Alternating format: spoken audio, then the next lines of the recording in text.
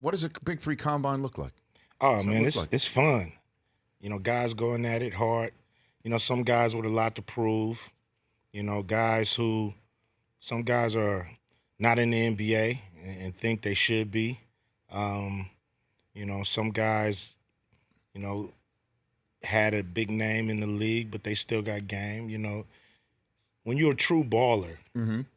the NBA doesn't define you. You know what I mean? You just ball out wherever you can. So we got the Big 3 there, and we got a lot of players that's really ready to still showcase their talent on a high level. Some of these guys don't mean like, hey, I've been there, done that. I don't need to combine it up. I don't need to work out. Not Hear at any of all. that? Not you put them on the court, give them a ball, and it's all out competition.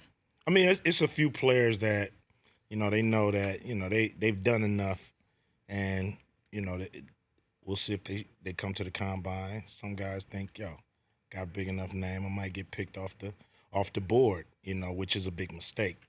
You know what I mean? You should come to the combine. Well, of all the new names that I'm hearing about involved with Big 3, Greg Oden is one that jumps out at me. Yeah. Because is he viewing this as redemption or opportunity? What conversations might either one of you had with Greg Oden about what this means? I think he's, a true baller that just want to play with his peers. When you 7 foot tall, you don't want to just go play at the local gym. You know what I mean? You want to play with other 7-footers and people who can handle your skills. So I just think they're coming for the competition. Some guys, they have a dream of making it back in the NBA. We had Xavier Silas, who was in the Big 3 last year. He went to the D-League and got a 10-day contract with the Celtics, which was cool because it shows that you can make it back to the league with the Big 3. And I assume stories like that, Amy, is crucial when you're growing a league, right? Well, it's terrific. And as Cube says, it's a big, big statement. And look, you were great. Came to a game last year. We loved having you. God, my kids loved it. It was fantastic. And you saw the level of competition on the court. And that's one thing that has opened a lot of eyes, that these men are there to play. And as Cube says, they're competitors. Yeah. And this year they're going to be in shape. They're going to be ready. Last year, they said, okay, Cube, we'll play in your league.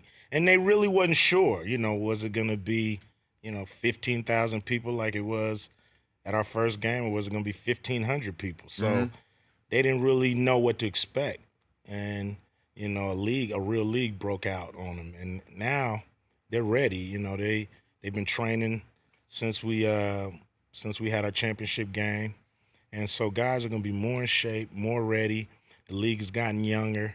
Got players coming straight, from NBA rosters or G League rosters onto the Big 3. So it's starting to, snowball into what we expect it to be, which is a viable league. And there are far fewer spots available than there are that men who want them.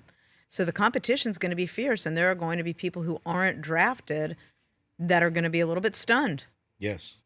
Really? Yeah. Because you even expanded the rosters this year, right? You added a sixth man to your rosters this year? We added we let the player captains pick another co-captain, another person they really want to play with. So, this is, the last time we're going to expand like that.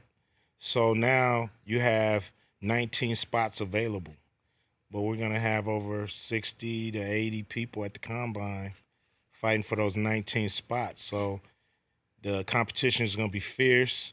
It's going to be some players with names that don't make the cut. Mm-hmm. But what's cool is in success, we want to expand, and hopefully, we'll next year more teams down the road be able to accommodate more players that really want to play in the Big 3. The Rich Eisen Show, weekdays at noon Eastern on Audience.